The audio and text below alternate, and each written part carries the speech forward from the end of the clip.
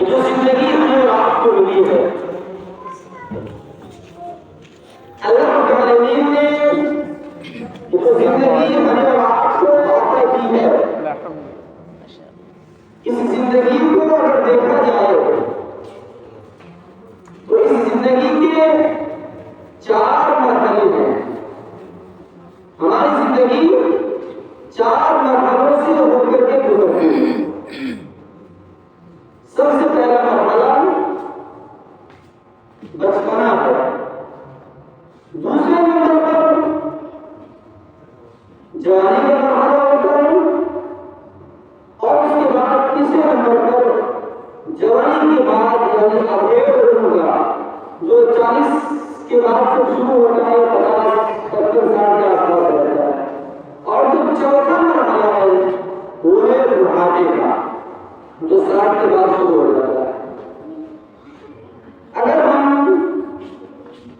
اپنی زندگی کے ان مرحلوں کو دیکھیں، 4 مرحلوں کو دیکھیں، تو اس میں جو سب سے بہترین مرحلہ، سب سے گولڈن ٹائم اس کو کہتے ہیں اور طاقتور زمانہ، وہ جوانی کا زمانہ ہے۔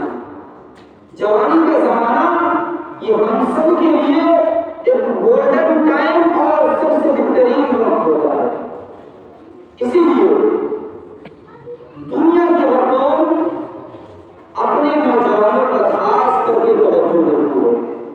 دنیا کے حکام اپنے نوجوانوں کو بنانے کی، سنوارنے کی کوشش کرتی ہے، اس لیے کہ دنیا کی جو بھی قوم ترقی کرنا چاہتی ہے، ترقی کے منازل طے کرنا چاہتی ہے، وہ اپنے نوجوانوں کے بغیر اور ان کی ذمہ داری کے بغیر ترقی کے منازل کو طے نہیں کر سکتی۔ اسی لیے دنیا کے ہر دور، ہر مسلک، ہر مذہب اپنے نوجوانوں کے لیے ان کی اصلاح کرتی رہتی ہے، ان کو ان کی ذمہ داری کا احساس دلاتی رہتی ہے کہ اگر یہ نوجوان سدھر جائے، اگر یہ نوجوان اپنی ذمہ داری کو سنبھال لے، سمجھ جائے، اگر یہ نوجوان کامیاب ہو جائے تو یاد رکھیں اس نوجوان کے کامیاب ہونے سے صرف یہ نوجوان کامیاب نہیں ہوتا ہے، بلکہ اس کے ساتھ ساتھ پورا سماج، سوسائٹی اور یہ پوری قوم، پوری ملت، یہ تمام کی تمام جو چیزیں ہیں یہ ترقی کے راستے پر ان کو چلنا شروع ہو جاتی ہے۔ تو ایک نوجوان کے کامیاب ہو جانے سے پوری قوم، پوری سماج اور یہ پورا سماج، پوری سوسائٹی ہے، پوری دنیا اور پورے ملک جو ہے یہ تمام کی تمام چیزیں خود بخود ترقی کے راستے کو اور ترقی کے مناسب کو طے کرنا شروع کر دیتی ہے۔ اسی لیے نوجوان یہ ہر گروہ، ہر مسلک، ہر مذہب کی ریڑھ کی ہڈی ہوتے ہیں۔ اگر نوجوان بگڑ جائے، نوجوان اپنی کمیوں کو، نوجوان کے اندر کمیاں آ جائے، اپنی ذمہ داری کو صحیح طریقے سے ادا کرنا بھول جائے، تو پھر اس قوم کے اندر، اس ملک کے اندر اضطراب کی کیفیت آ جاتی ہے۔ وہ سماج، وہ سوسائٹی، وہ مذہب، وہ دین بے چین ہو جاتا ہے۔ لہذا مسلمانوں کو اور خاص طور پر مسلم نوجوانوں کو اپنی ذمہ داری کو سمجھنا چاہیے، اور تاریخ بتاتی ہے کہ دنیا کے اندر جتنے بھی ملک ہیں، جتنوں نے ترقی کی ہے، ان کی ترقی کے پیچھے ان کے نوجوانوں کا ہاتھ ہے۔ نوجوانوں کے بغیر کوئی بھی ملک ترقی نہیں کر سکتا۔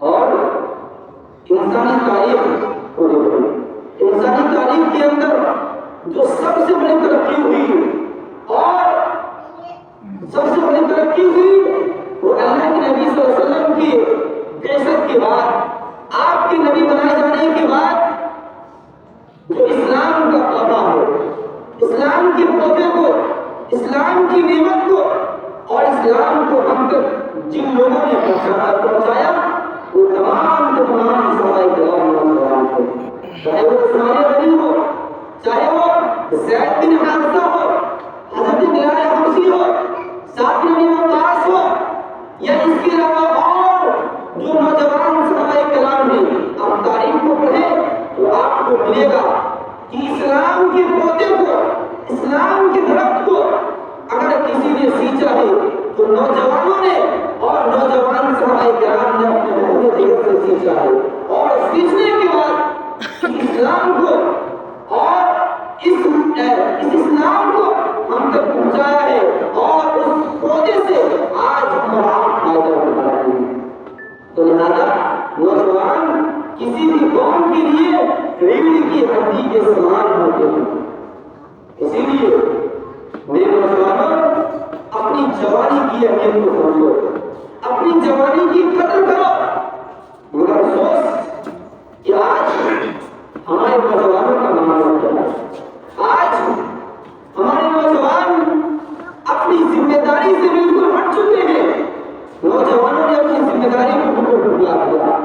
آج دیکھیں شراب کے اڈے پر ہمارے نوجوان دکھائی دیں گے، جوا بازی کے اندر، حرام خوری کے اندر، اور اس کے علاوہ زناکاری ہو، بدکاری ہو، گنڈا گردی ہو، لڑائی جھگڑا ہو، مار پیٹ ہو، جتنی چیزیں آپ لے لیجیے، ان تمام کی تمام چیزوں میں اگر کوئی قوم، کوئی انسان اگر آگے ہے تو وہ نوجوان، اور خاص طور پر مسلم نوجوان آگے نظر آتے ہیں۔ میرے بھائیوں، اپنی اس جوانی کی اہمیت کو، اپنی اس جوانی کی اہمیت کو سمجھو، اپنی اس جوانی کی قدر کرو۔ اس لیے کہ جوانی یہ اللہ تعالی کی دی ہوئی نعمت ہے، اور تاریخ بتاتی ہے کہ نوجوانوں کا دین کی دعوت میں اور دین حق کو بلند کرنے کے لیے نوجوانوں نے بہت بڑا کردار ادا ہے۔ آپ قرآن مجید کو پڑھیں، اللہ تبارک و تعالیٰ نے قرآن مجید کے اندر سورۃ کہف کے اندر اصحاب کہف کا واقعہ بیان کیا ہے۔ اصحاب کہف یہ وہ لوگ ہیں، یہ وہی نوجوان ہیں جن کے دلوں نے ایمان کی دولت کو پاتے ہیں، ایمان کی دولت کو پاتے ہی تمام ناز و نعمت کو اور تمام اپنی زندگی کی آرائش کو چھوڑ کر کے صحرا و بیابان کا رخ کر لیا تھا۔ انہوں نے حکومت کی سختیوں کو چھوڑ کر کے، حکومت کی سختیوں سے بچنے کے لیے اور اپنے توحید کو محفوظ کرنے کے لیے ہجرت کا راستہ اختیار کیا تھا۔ اللہ تبارک و تعالیٰ نے اصحاب کہف کا واقعہ ذکر کرتے ہوئے فرمایا انہم فتیۃ آمنوا بربہم لزدناہم ہدی۔ اے نبی کریم صلی اللہ علیہ وسلم، ہم آپ پر کچھ نوجوانوں کا قصہ بیان کر رہے ہیں، اور وہ نوجوان یہی وہ نوجوان ہیں جن کو اللہ تعالیٰ نے ایمان کی دولت سے نوازا تھا، اور ان کو ایمان کی دولت سے نوازا تھا، اور اللہ تعالیٰ نے ان کو اتنی طاقت، اتنی قوت دی تھی کہ وَرَبَطْنَا عَلَىٰ قُلُوبِهِمْ إِذْ قَالُوا وَقَالُوا رَبُّنَا رَبُّ السَّمَاوَاتِ وَالْأَرْضِ۔ کہ حاکم وقت کے سامنے کھڑے ہو کر بھی انہوں نے یہی کہا تھا کہ ربنا رب السماوات والارض، کہ ہمارا اللہ ہے وہ اللہ جو زمین و آسمان کا رب ہے۔ یہ نوجوان تھے جنہوں نے حاکم وقت کے خلاف کھڑے ہو کر بھی توحید کو اپنے ہاتھوں سے جانے نہیں دیا، اپنے جو نسل عین تھا، جو ان کا حقوق تھا، اس حقوق کو ادا کیا اور اس کے پیچھے نہیں تھے۔ اسی طریقے سے آپ یہ دیکھیں کہ جوانی کس قدر اہمیت کی حامل ہے۔ جوانی کا جو مرحلہ ہوتا ہے، انسان اپنی اس جوانی کے مرحلے کو جس راستے پر لگائے گا، یہ جوانی اس کے راستے بنا سکتی ہے۔ جوانی کا مرحلہ ہوتا ہے کسی بھی چیز کو سیکھنے کا، ابزرو کرنے کا۔ آپ کی جوانی اگر ہے، آپ اس کو جس راستے پہ لے کر کے جائیں گے، وہ جوانی اسی راستے پہ جائے گی۔ آپ دیکھیں اللہ تبارک و تعالیٰ نے قرآن مجید کے اندر ایک پوری سورت کی ایک ایسے انسان، ایک ایسے صالح انسان کے نام پر ذکر کر دی جنہوں نے اپنی عفت و عصمت کی حفاظت کی، جنہوں نے اپنی عصمت و عفت کی حفاظت کی اور ہمت و بہادری کی ایسی مثال پیش کی جنہوں نے دنیا بھر کے لیے مثال ہے، نظیر ہے۔ جب عزیز مصری کی بیوی نے گناہ کی دعوت دی. یوسف علیہ السلام نے کیا کہا تھا؟ معاذ اللہ انہ ربی احسن مثوایا. اللہ کی پناہ میرا اللہ ہے. اللہ تعالی نے مجھے بہترین جگہ دیا ہے. انہ لا يحب الظالمون. اللہ تبارک و تعالی ظالم کو پسند نہیں کرتا ہے. اور ایک نوجوان، ایک صالح نوجوان حضرت یوسف علیہ السلام، جن کو گناہ کا موقع ملا، عزیز مصر کی بیوی نے گناہ پر آمادہ کیا اپنے ساتھ ملنے کے لیے، اس کو قائل کرنے کے لیے، لیکن انہوں نے اپنی ہمت و صبر کی ایک بہترین مثال پیش کی اور اس مصر کے لیے ایک نصیحت، ایک مثال قائم کی گئی. اسی طریقے سے اللہ کے نبی صلی اللہ علیہ وسلم نے آپ کو آپ کی نوجوانی کے حوالے سے خبردار کرتے ہوئے فرمایا ایک ہوتا نہیں محمد صلی اللہ علیہ وسلم کہ نوجوانوں 5 چیزوں کو 5 چیزوں سے پہلے غنیمت جاننا. اور ان 5 چیزوں کے اندر اللہ کے نبی صلی اللہ علیہ وسلم نے جو ایک چیز ذکر کی وہ شہادت قبل حرم، کہ اپنی جوانی کو اپنے فراق آنے سے پہلے، تمہاری ہڈیوں کی جواب دینے سے پہلے، اعضاء و جوارے کے بالکل کمزور ہو جانے سے پہلے اپنی جوانی کو غنیمت جانو. جب اللہ تبارک و تعالیٰ نے قرآن مجید میں آپ کا تذکرہ کیا ہے، نبی کریم صلی اللہ علیہ وسلم نے احادیث صحیحہ میں ہمیں اور آپ کو اپنی جوانی کے قانون کو خبردار کیا ہے. لہذا ایسی صورت میں، ایسی حالت میں، اور خاص طور سے ایسے پرفتن دور میں جبکہ پورا سماج، پورا معاشرہ، پوری دنیا بے حیائی میں ملوث ہے، ایسے زمانے میں، ایسے دور میں ہمیں چاہیے کہ ہم اپنی جوانی کی حفاظت کریں، ہم اپنی جوانی کی حفاظت کریں اور اپنی ذمہ داریوں کو سمجھیں. لہذا میں آپ کے سامنے آپ کی کچھ ذمہ داریوں کو ذکر کروں گا، آپ کی ذمہ داریوں کو ذکر کروں گا، یہ درخواست کرتے ہوئے کہ آپ ان ذمہ داریوں کو نبھانے کی کوشش کریں، ان ذمہ داریوں کو اپنے اندر پیدا کریں اور اس کو لے کر کے اپنے آگے کی زندگی کو گزارنے کی کوشش کریں. میرا جواب آپ کی ذمہ داری کے حوالے سے سب سے پہلی نصیحت جو میں آپ کو کر رہا ہوں اور اس کے اندر میں خود بھی شامل ہوں، سب سے پہلی نصیحت وہ ہے اپنی پیدائش کا مقصد. یعنی ہم آپ اپنے پیدا کیے جانے کے پیچھے ہمارا مقصد کیا ہے، ہماری پیدائش کا مقصد کیا ہے، اس کو ہمیں اور آپ کو سوچنا ہوگا کہ اللہ تبارک و تعالیٰ نے اس دنیا کے اندر ہمیں اور آپ کو پیدا کیا ہے. بڑی مشہور آیت ہے وَمَا خَلَقْتُ الْجِنَّ وَالْإِنسَ إِلَّا لِيَعْبُدُونِ، کہ میں نے جنات اور انسانوں کو صرف اور صرف اپنی عبادت کے لیے پیدا کیا ہے. ہماری پیدائش کا مقصد ہے صرف اور صرف اللہ کی طرف. لیکن یاد رکھیں نماز، روزہ صرف یہی عبادت میں شمار نہیں ہے. یہ تو بڑی بڑی عبادت ہے، لیکن اس کے ساتھ ساتھ آپ کی زندگی کے جو ایام ہیں، جو شب و روز ہے، وہ تمام کی تمام شب و روز آپ کی زندگی کا ہر لمحہ اللہ کی رات میں گزرے.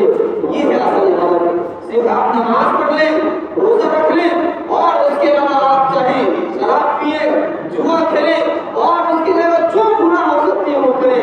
لہٰذا یاد رکھیں یہ عبادت کا اصل مقصد نہیں ہے. آپ نے عبادت کے اصل مقصد کو نہیں سمجھا ہے، بلکہ عبادت کا اصل مقصد یہی ہے کہ ہماری پوری کی پوری زندگی اللہ کے نبی کی عبادت میں گزر جائے. لیکن افسوس آج ہم دیکھیں، آج ہمارے نوجوانوں کی زندگی کا گزر رہی ہے. آج ہمارا معاشرہ اور خاص طور سے ہمارا نوجوان اپنی زندگی کو کیا سمجھ بیٹھا ہے؟ صرف کھانا پینا، عیاشی کرنا، لہو و لعب، کھیل تماشا، سیر و تفریح سے رکھا ہے.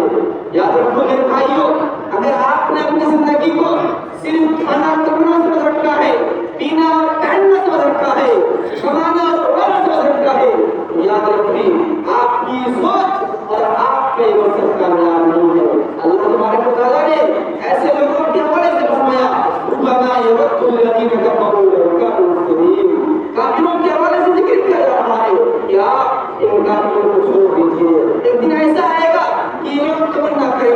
کہ کاش کہ ہم مسلمان ہو گئے ہوتے ذرهم یاکلوا ویتمتعوا ویلہم الامل فسوف آپ ان کو کھانے میں چھوڑ دیجیے، پینے میں چھوڑ دیجیے اور اپنی آرزوؤں کو پورا کرنے میں چھوڑ دیجیے، فسوف یعنی اگر ہم نے اپنی زندگی کا مقصد صرف کھانا کم نہ سمجھ رکھا ہے، پینا پہننا سمجھ رکھا ہے، یاد رکھیں ہماری یہ سوچ ایک مومنانہ سوچ نہیں ہے بلکہ ایک کافرانہ سوچ ہے، اس لیے کہ کافر ہی اس دنیا سے جینا جاتا ہے، کافر ہی دنیا کے اندر کھانے کے لیے جیتا ہے، مسلمان کی اپنی زندگی اس کی زندگی کا مقصد اللہ کی مدد ہے۔ نوجوانوں ہماری اور آپ کی سب سے بڑی ذمہ داری یہی ہے کہ ہم اپنی زندگی کے مقصد کو پہچانے کہ ہماری پیدائش کیوں ہوئی ہے، اللہ رب العالمین نے اپنی حکمت کو ہم پیدا کیا ہے۔ اسی طریقے سے دوسری ذمہ داری وہ ہے اسلام کی دولت کو سمجھنا۔ اسلام کی نعمت جو ہمیں آپ کو ملی ہے اس کی اہمیت کو سمجھا میرے بھائیوں، اپنے توحید کو مضبوط کرو، اپنے عقیدوں کو مضبوط کریں، تمام کی تمام شرکیہ اعمال سے اپنے آپ کو بچائیں، بدعت و خرافات کی آندھیوں کے سامنے آپ پہاڑ بن کر کے جم جائیں، چٹان بن کر کے جم جائیں، اس لیے کہ یہ آپ کی توحید ہی آپ کو بچائے گی۔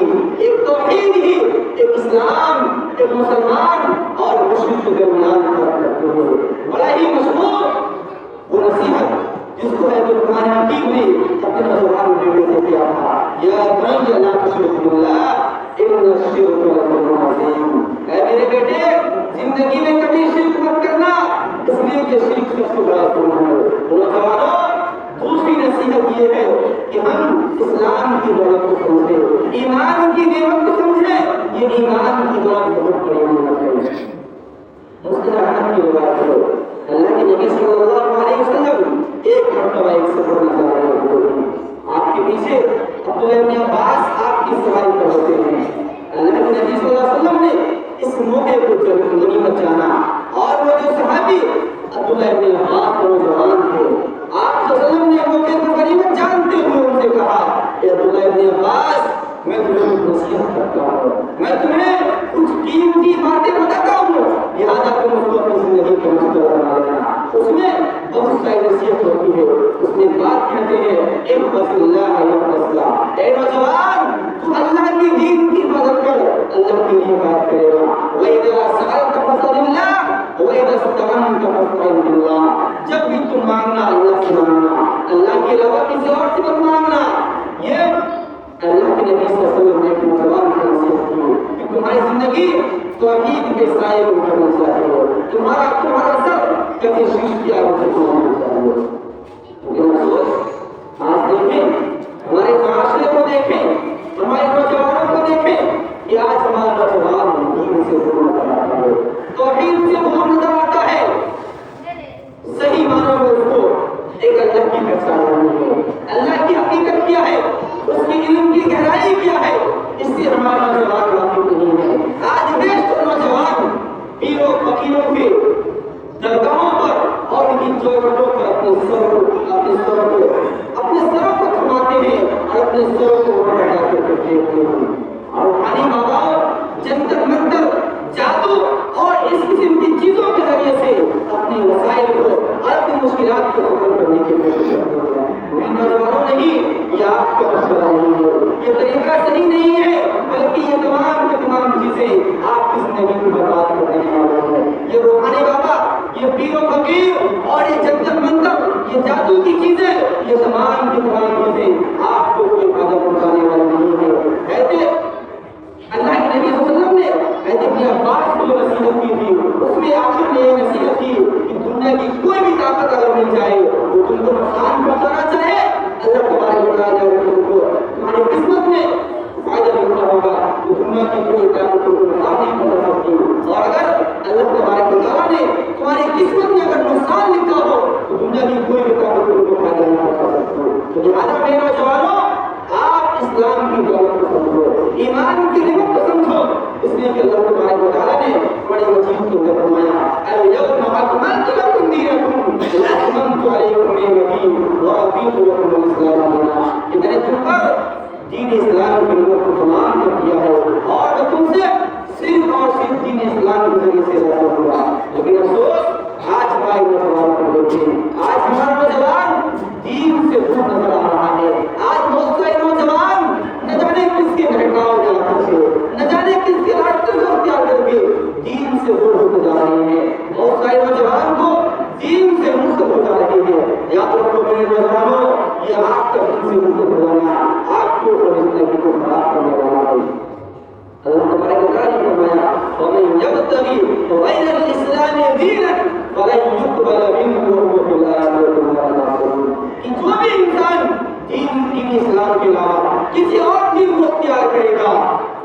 کے ایسا انسان ہمارا بننے والا ہے۔ اللہ تبارک و تعالیٰ اس کے تعلق سے کسی بھی چیز کو قبول کرنے والا نہیں ہے۔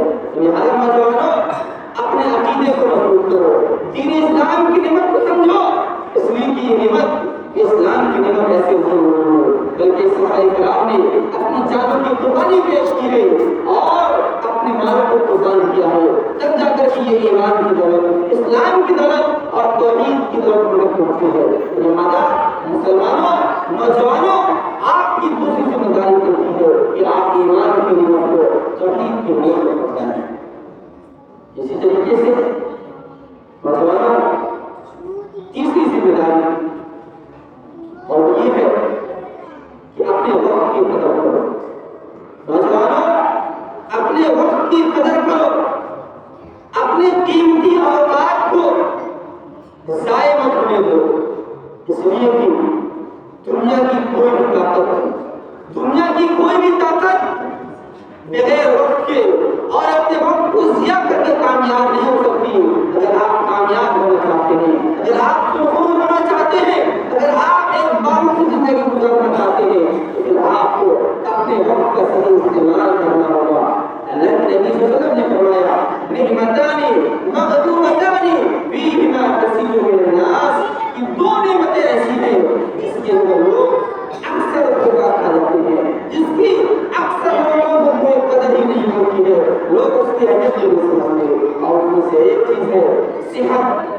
آج ہماری صحت کو ماشاء اللہ ٹھیک ہے، اللہ تعالیٰ نے صحت سے نوازا ہے، لیکن تب بھی اپنی صحت کی کوئی فکر نہیں کرتے ہیں، اپنی صحت کو ہم غنیمت نہیں جانتے ہیں۔ ذرا صحت کی قیمت اگر جاننا ہو تو جا کر آپ جا کر کے دیکھیں اسپتالوں میں کتنے مریض پڑے ہیں جو اپنی اس بیماری کو لے کر کے سوچ رہے ہیں۔ تمہیں نوجوانوں اگر آپ کو صحت نہیں ہے، آپ ہٹے کٹے ہیں، اللہ تعالیٰ نے اگر آپ کو صحت سے نواز رکھا ہے تو آپ اس کو ضرور چاہو۔ اور دوسری چیز جو اللہ نے ہمیں ذکر کی وہ ہے وقت کے تعلق سے انسان اپنے وقت کا خیال نہیں کرتا، یعنی صحت کے بارے میں کوئی فکر نہیں ہوتی ہے اور جو زندگی کے اوقات ہے اس کے تعلق سے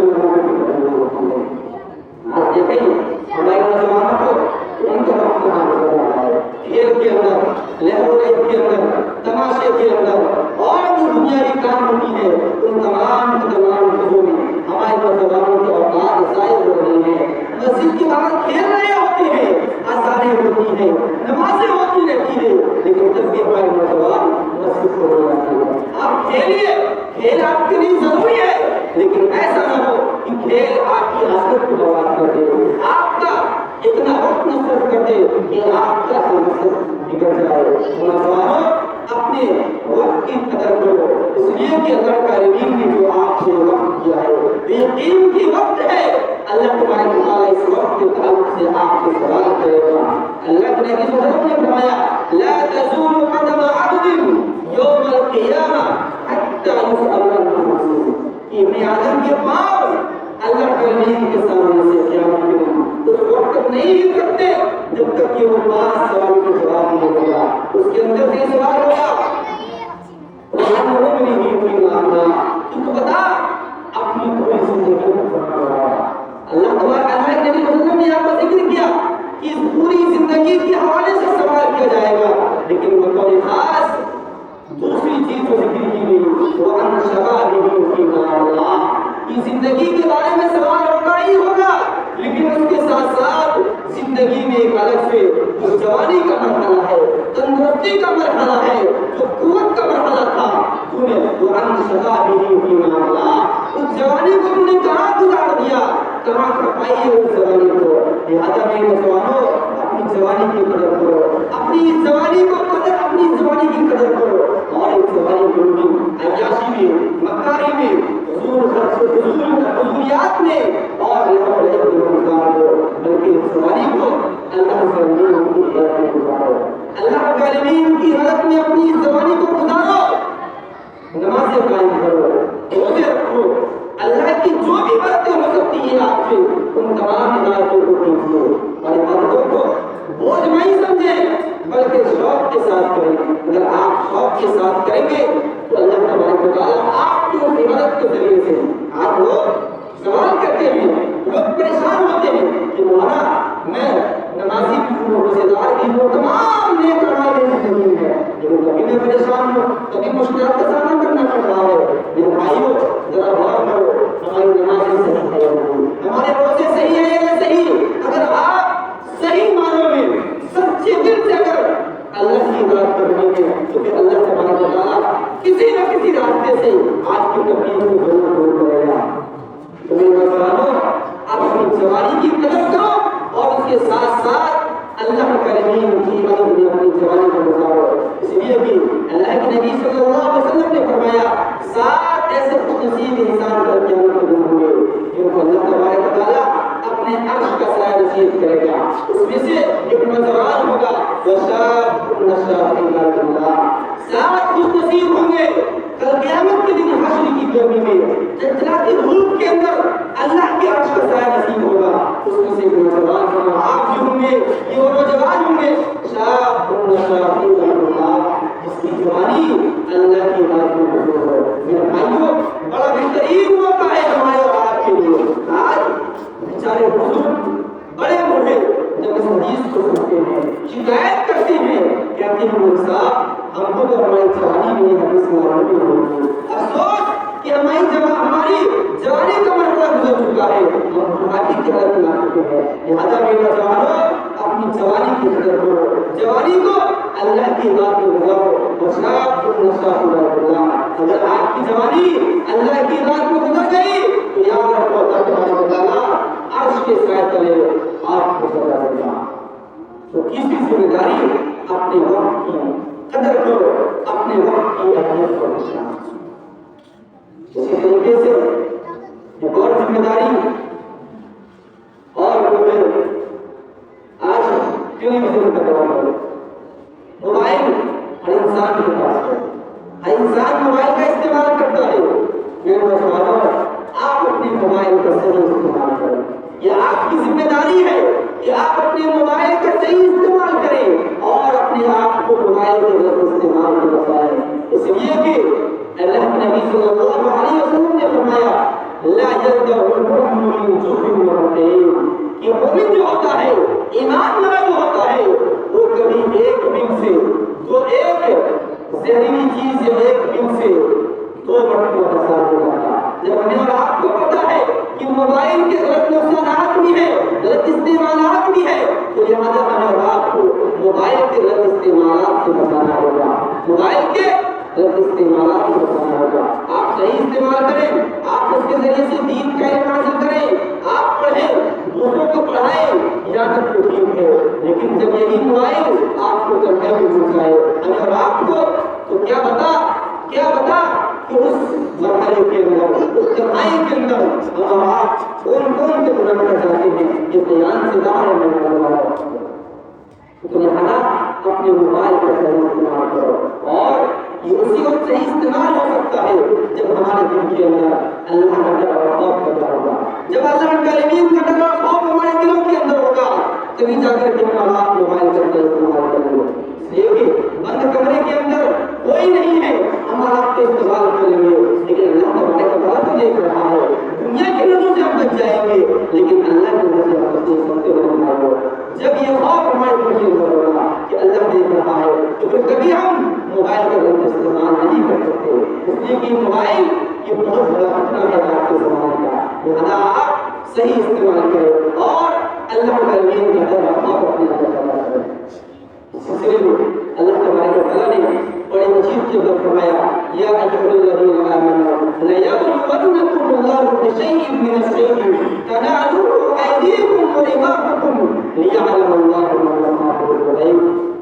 اللہ تبارک و تعالیٰ نے صحابہ کرام سے مخاطب ہو کر فرمایا احرام کی حالت میں شکار کرنا منع ہے.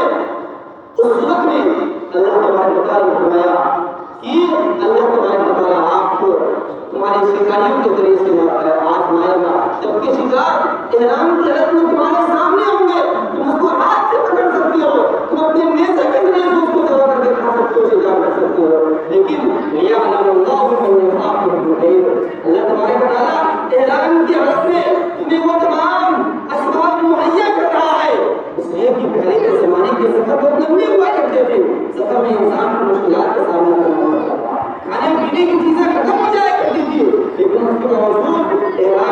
کو شکار کرنے سے منع کر دیا ہے.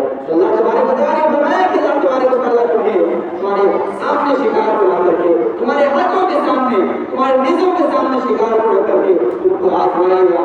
کیوں؟ بشيء من الصيد تناله أيديكم ورماحكم ليعلم الله من يخافه ويعلم. اللہ تبارک و تعالیٰ کو بغیر دیکھے کون، اللہ تبارک و تعالیٰ سے بغیر دیکھے کون کر رہا ہے. اس لیے کہ وہاں پر تو کوئی دیکھنے والا نہیں ہوتا ہے. آپ شکار کر کے کھا سکتے ہیں، لیکن اصل مقصد ہے کہ اللہ تبارک و تعالیٰ اوپر سے دیکھ رہا ہے، جو باریک بین ہے، جو ہماری ایک ایک حرکت کو نظر رکھے ہوا ہے. لہٰذا نوجوانوں موبائل کا صحیح استعمال کریں اور یہ اسی صورت ہوگا جب ہمارے دل کے اندر اللہ گرمی کا ڈر رہا. اسی طریقے سے نوجوان آپ کی ذمہ داری بھی ہے کہ آپ امر بالمعروف اور نہی عن المنکر کے طریقے کو اپنائیں گے. یعنی آپ اچھائی کا حکم دیں اور برائی سے روکیں، یہ آپ کی ذمہ داری ہے. اس لیے کہ کسی بھی انسان کو اچھائی کا حکم دینا، برائی سے روکنا یہ ہمت کا کام ہے، بہادری کا کام بھی، قوت کا کام بھی. اور یہ کام نوجوانوں کر سکتے ہیں. انہیں کے اندر جذبہ ہوتا ہے، قوت انہیں کے اندر ہے، طاقت انہیں کے اندر ہے. لہٰذا نوجوانوں یہ آپ کی ذمہ داری بنتی ہے کہ آپ اپنے علم کے مطابق جہاں تک آپ کو علم ہے اس کے مطابق آپ بھلائی کا حکم دیں اور برائی سے روکیں. لیکن افسوس آج ہماری آنکھوں کے سامنے برائی ہوتی رہتی ہے. ہم کسی کو روکتے نہیں ہیں، ہم کسی کو ٹوکتے نہیں ہیں. یاد رکھیں میرے نوجوانوں، وہ سماج، وہ معاشرہ اسی وقت کامیاب ہو سکتا ہے، اسی وقت وہ سماج سدھر سکتا ہے جب اس کے نوجوان اپنی ذمہ داری کو سمجھیں گے، جب اس معاشرے کے اندر برائی کو برائی کرنے والا موجود ہو، اچھائی کو اچھائی کہنے والا موجود ہو، برائی کو برائی کرنے والے کو برائی سے روکنے والا موجود ہو. لہٰذا نوجوانوں یہ آپ کی ذمہ داری بنتی ہے کہ آپ امر بالمعروف اور نہی عن المنکر کے فریضہ انجام دیں. ذرا غور کریں ہے تو تمہارے حکیم کی اس نصیحت کو جو اپنے بیٹے کو کرتے ہیں، وَأَمْرُ بِالْمَعْرُوفِ وَانْهَ عَنِ الْمُنکَرِ. میرے بیٹے لوگوں کو اچھائی کا حکم دینا، اچھائی کا حکم دینا، وَأَمْرُ بِالْمَعْرُوفِ وَانْهَ عَنِ الْمُنکَرِ، اور برائی سے روکنا چاہیے. اور آگے فرمایا کہ اس کام میں ہے وَأَمْرُ بِالْمَعْرُوفِ وَانْهَ عَنِ الْمُنکَرِ وَاصْبِرْ عَلَىٰ مَا أَصَابَكَ. اور اس کو تم کو صبر کرنا ہوگا. اس لیے کہ برائی سے کسی کو روکنا، بھلائی کا حکم دینا، اس سے مشکلات کا سامنا کرنا پڑے گا. کوئی انسان آپ کو مار بیٹھ سکتا ہے، گالی دے سکتا ہے، آپ کو تکلیف پہنچا سکتا ہے. ان ذالک من عزم الامور، لیکن یہ بڑے ہی ہمت والا کام ہے، مردانہ کام ہے، طاقت والا کام ہے، صبر والا کام ہے، آزمائش والا کام ہے. اور یہ کام ہمارے نوجوان کر سکتے ہیں. لہٰذا نوجوانوں اپنے علم کے مطابق، اپنی جانکاری کے مطابق آپ سے جہاں تک ہو سکتا ہے آپ امر بالمعروف اور نہی عن المنکر کے فریضے کو انجام دیں. اللہ کے نبی صلی اللہ علیہ وسلم نے فرمایا من رأى منکم منکرا فلیغیرہ بیدہ فإن لم یستطع فبلسانہ ومن لم یستطع فبقلبہ وذلک اضعف الایمان. میں کا کوئی بھی انسان کہیں بھی برائی ہوتا ہوا دیکھے تو اسے چاہیے کہ سب سے پہلے وہ اس کو ہاتھ سے روکے، ہاتھ سے نہیں تو زبان سے اس کو روکا جائے. اور اگر وہ کوئی طاقت نہیں ہے تو اپنے دل کے اندر برا جائے. یہ ایمان کا سب سے کمزور ترین اور مسئلہ ترین ہوتا ہے. میرے نوجوانوں آپ امر بالمعروف اور نہی عن المنکر کے فریضے کو انجام دو. اگر کوئی سماج، کوئی سوسائٹی، کوئی معاشرہ، اگر کوئی بھی انسان اگر امر بالمعروف نہی عن المنکر کے فریضے کو انجام نہ دے، بھلائی کو بھلائی کا حکم نہ دے، برائی سے نہ روکے، تو اللہ کے نبی صلی اللہ علیہ وسلم نے فرمایا لَتَأْمُرُنَّ بِالْمَعْرُوفِ وَلَتَنْهَوْنَ عَنِ الْمُنکَرِ أَوْ لَيُسَلِّطَنَّ اللَّهُ عَلَيْكُمْ شِرَارَكُمْ ثُمَّ يَدْعُوا خِيَارَكُمْ فَلَا يَسْتَجَابُونَ. اگر کوئی سماج، کوئی سوسائٹی اگر امر بالمعروف کرنا چھوڑ دے، نہی عن المنکر کرنا چھوڑ دے، حق کو حق کہنا چھوڑ دے، برا کو برا کہنا چھوڑ دے، تو ایسے سوچ کر اللہ تبارک و تعالیٰ اور لَيُسَلِّطَنَّ اللَّهُ عَلَيْكُمْ شِرَارَكُمْ، اس پر اللہ تبارک و تعالیٰ ظالم و جابر بادشاہ کو مسلط کر دیتا ہے. ثم يدعو خياركم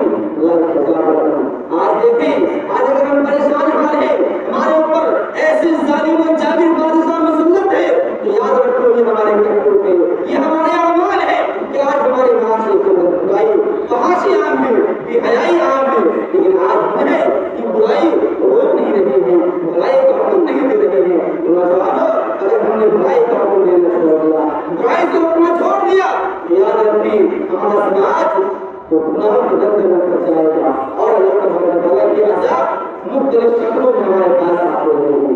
لہٰذا نوجوانوں کی ذمہ داری بنتی ہے کہ آپ بھلائی کا حکم دیں اور برائی سے روک کرو. اسی طریقے سے نوجوانوں آپ کی ذمہ داری یہ بھی ہے کہ آپ اپنے اخلاق کی حفاظت کریں, آپ اپنے اخلاق کی حفاظت کریں, آپ اپنے کیریکٹر کو بچانے کی کوشش کریں, اپنے کیریکٹر کی حفاظت کریں. اس لیے کہ یہ جوانی کا مرحلہ ہے, یہ ایک ایسا مرحلہ ہے جس میں انسان کے سامنے گناہ کرنے کے بہت سارے راستے ہوتے ہیں, بہت سارے مواقع ہوتے ہیں. انسان کا نفس گناہ کو اٹھاتا ہے, گناہ ہمارے سامنے کھل کر کے آتے ہیں, لیکن بہترین نوجوان وہی ہے جو اپنے کریکٹر کی حفاظت کرے, اپنے آپ کو گناہ سے بچائے. دیکھیں حضرت یوسف علیہ السلام نے اس طریقے سے اپنے اخلاق کی حفاظت کی, اپنے کریکٹر کی حفاظت کی کہ عزیز مصری کی بیوی نے گناہ پر دعوت دی, گناہ پر بلایا, لیکن اس کے باوجود انہوں نے انکار کر دیا. لہٰذا اپنے اخلاق کو, اپنے کریکٹر کی حفاظت کرو, اپنے اخلاق کو بنانے کی کوشش کرو. اس سلسلے میں واقعہ آپ کو سنانا کرتا ہوں. واقعہ حضرت ابو مرثد الغنوی صحابی رسول ہے, ان کا واقعہ ہے. بڑے ہمت والے تھے, بہادر طاقتور انسان تھے. اللہ کے نبی صلی اللہ علیہ وسلم نے ان کو کام پہ لگایا تھا. کام وہ یہ تھا کہ جو مسلمان مکہ میں رہ گئے تھے, کمزوری کی بنا پر, غریبی کی بنا پر وہ لوگ ہجرت کر کے نہیں آ سکتے تھے. ہمارے مشرکین نے ان کو بندی بنا لیا تھا, اپنے وہاں رکھے ہوئے تھے.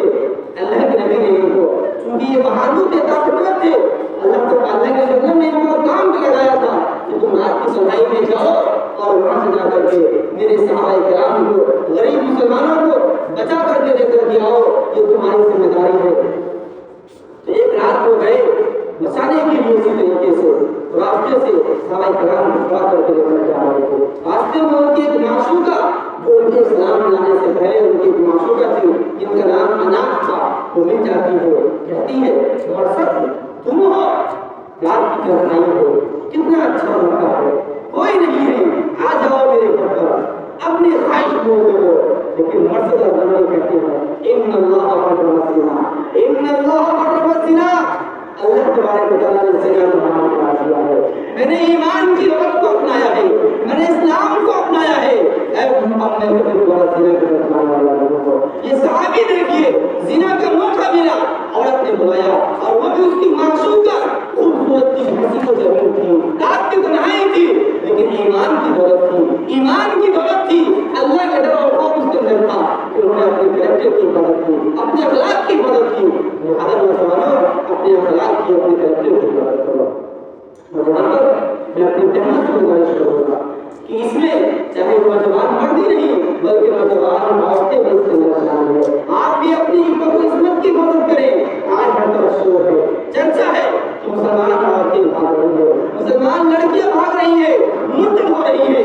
میرے نوجوان بہنوں, آپ اپنی عصمت کی حفاظت کریں. ایمان کی دولت کو آپ سمجھیے, اس لیے کہ اگر آپ ایمان کی دولت سے چلے گئے تو پھر آپ کا دنیا, آپ کی دنیا کامیاب ہوگی, آخرت کامیاب ہونے والی ہے. لہٰذا آپ اپنی اخلاق کی حفاظت کریں, اپنے کریکٹر کی حفاظت کریں. اسی طریقے سے نوجوانوں آپ کی ذمہ داری یہ بھی بنتی ہو کہ آپ ہر نشہ آور چیزوں کو چھوڑ دیں, ہر نشہ آور چیزوں سے اپنے آپ کو بچا لیں. اس کے اندر بیڑی, سگریٹ, تمباکو, گٹکا, وہ تمام کی تمام چیزیں جو نشہ آور چیزیں ہیں, چاہے جس کا ذرا سا کھانا بھی آپ کو روزے میں ڈال دیں. اس لیے کہ اللہ کے نبی صلی اللہ علیہ وسلم نے فرمایا کل مسکر حرام, ہر نشہ آور چیز حرام ہے. اور بڑے مجید کے اندر اللہ کے نبی نے فرمایا ولا تقتلوا انفسکم, کہ اپنے آپ کو قتل مت کرو, اپنے آپ کو قتل مت کرو. یہ تمام کی تمام چیزیں اگر آپ کو جمع کرنے والی ہے, مار ڈالنے والی ہے, بھلے ہی آپ ایک نائب نہ مرے, لیکن جو اس کی سائڈ افیکٹ ہے, اس کی جو نقصانات ہے, وہ دھیرے دھیرے آپ کی زندگی میں کرتے ہیں. لہٰذا آپ ہر نشہ اور چیز سے بچ جائیں جو آپ کی ذمہ داری ہے. اسی طریقے سے ایک اور ذمہ داری اور وہ یہ ہے کہ اپنے ماں باپ کی خدمت کریں, اپنے والدین کے ساتھ احسان کا معاملہ کریں, اس نے سلوک کریں. کہ جائے کہ آپ کے ماں باپ آپ کو کتنا ہی ستاتے ہو, پریشان کرتے ہو, کہ جائے کہ اللہ تبارک و تعالیٰ نے نبی نے تو یہاں تک فرمایا کہ تم اپنے والدین کی بات کرو، والدین کی اطاعت کرو، اگر وہ چاہے وَإِنْ جَاهَدَاكَ عَلَىٰ أَنْ تُشْرِكَ بِي مَا لَيْسَ لَكَ بِهِ عِلْمٌ فَلَا تُطِعْهُمَا، اگر وہ شرک کی نظر دے، اس چیز کی نظر دے جس کا تمہیں علم نہیں ہے، تو ان باتوں میں تم ان کی حکم مت ماننا، لیکن فَلَا تُطِعْهُمَا، ان کی تمہیں اطاعت کرنی ہوگی، ان کی خدمت کرنی ہوگی۔ نوجوانوں، یہ آپ کی ذمہ داری بنتی ہے، اس لیے کہ آج ہمارے معاشرے میں یہ چیز عام ہے، آج نوجوان اپنے ماں باپ کی خدمت نہیں کرتے، بوڑھا ہوتے ہی ان کو گھر کے باہر نکل دیتے ہیں، ان کو اولڈ ہوم میں رکھ دیتے ہیں۔ نوجوانوں، یہ آپ کی ذمہ داری بنتی ہے کہ آپ اپنے والدین کا احسان بنانا کریں، اس لیے کہ اللہ کے نبی صلی اللہ علیہ وسلم نے فرمایا کہ دو گناہ ایسے ہیں جن کی آخرت میں جو سزا ملنی ہے ملنی ہے، لیکن دنیا کے اندر اللہ تبارک و تعالیٰ سزا نہیں کرتے رہے گا۔ اسنان یعجلہم اللہ فی الدنیا البغی وعقوق الوالدین، یہ دو گناہ ایسے ہیں جن کی اللہ تبارک و تعالیٰ دنیا کے اندر سزا دے گا، ایک ہے سرکشی کرنا اور دوسرا والدین کے ساتھ اس نے سلوک نہیں کرنا، اور والدین کی نافرمانی کرنا۔ لہٰذا آپ کی ذمہ داری بنتی ہے کہ آپ والدین کے ساتھ احسان کا معاملہ کریں، نرمی کا معاملہ کریں، اس نے سلوک کریں۔ اسی طریقے سے نوجوانوں، آپ کی ذمہ داری یہ بنتی ہے کہ آپ اپنے گھروں کی حفاظت کریں، گھروں کی تربیت کریں۔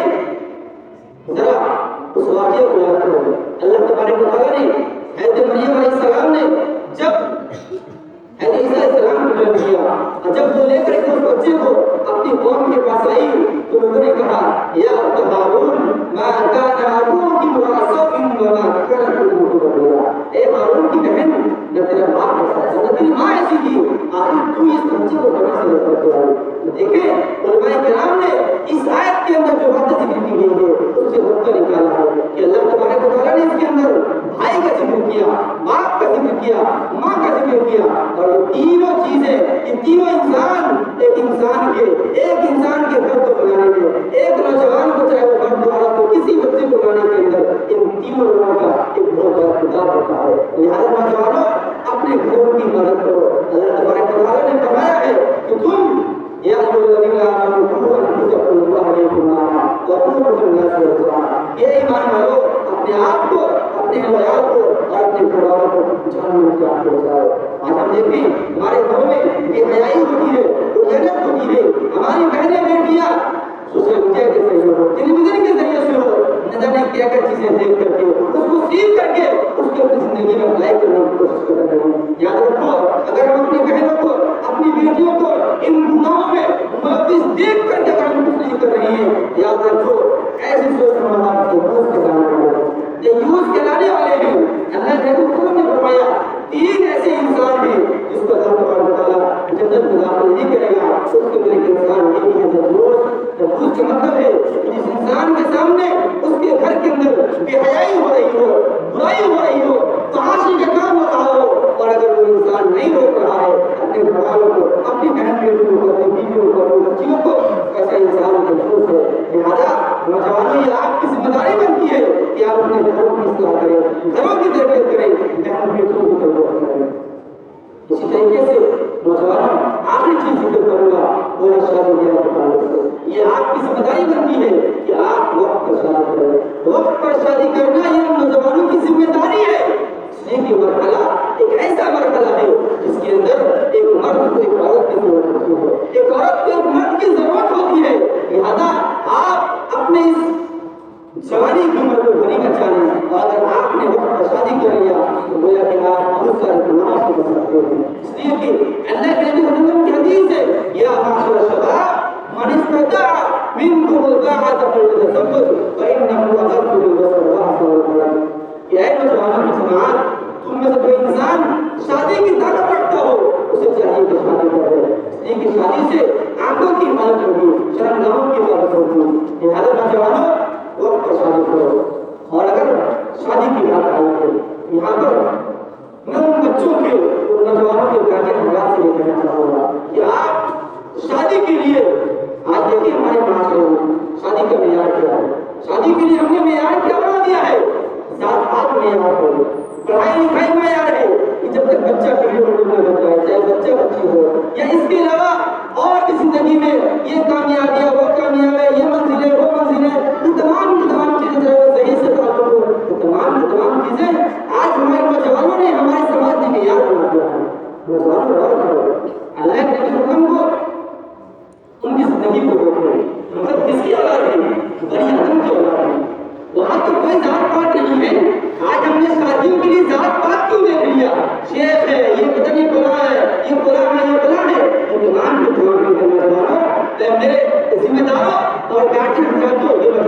مظلوم ہیں، آپ اپنے بچوں کو ظلم کر رہے ہیں، آپ اپنے بچوں کو ظلم کر رہے ہیں، اس معیار کو بنا کر دو، اس لیے کہ اس معیار کے نتیجے میں وہ گناہ میں ملوث ہو جاتے ہیں جس کے حقدار آپ کے ہیں۔ آپ دیکھیں اللہ کے نبی صلی اللہ علیہ وسلم کے زمانے میں کہ صحابہ کرام کی شادی کس طریقے سے ہوا کرتی تھی۔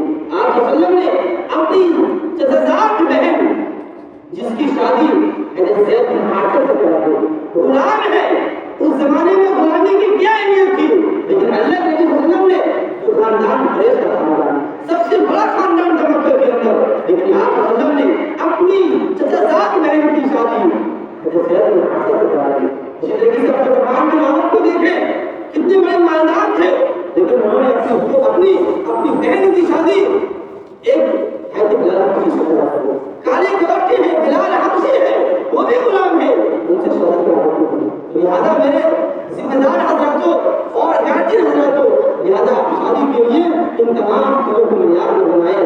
آپ کے بچے اگر بالغ ہو گئے ہیں، شادی کو بھول گئے ہیں، لہٰذا آپ کی ذمہ داری بنتی ہے کہ آپ رسم و رواج کی بیڑیوں کو توڑیں، سماجی معاشرے کی بندروں کو توڑیں اور شادی کے لیے جو سب سے آسان طریقہ ہے اس کو اپنائیں۔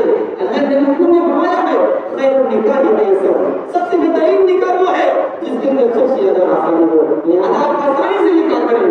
اللہ کے رسول کے زمانے میں نکاح ایسے ہوا کرتے تھے کہ آج لوگوں کو معلوم نہیں ہوا کرتا تھا، تو لہٰذا نوجوانوں کی ذمہ داری بنتی ہے کہ آپ وقت کو نکاح کریں اور اس کے ساتھ ساتھ گارجین کی ذمہ داری بنتی ہے کہ آپ معیار کو توڑیں اور بندھن کو توڑیں اور جو صحیح طریقہ پسندتا ہے، صحیح راستہ پسندتا ہے، اس کے ذریعے سے اپنے نوجوان بیٹے بچے اور بچیوں کی شادی کرانے کی کوشش کریں۔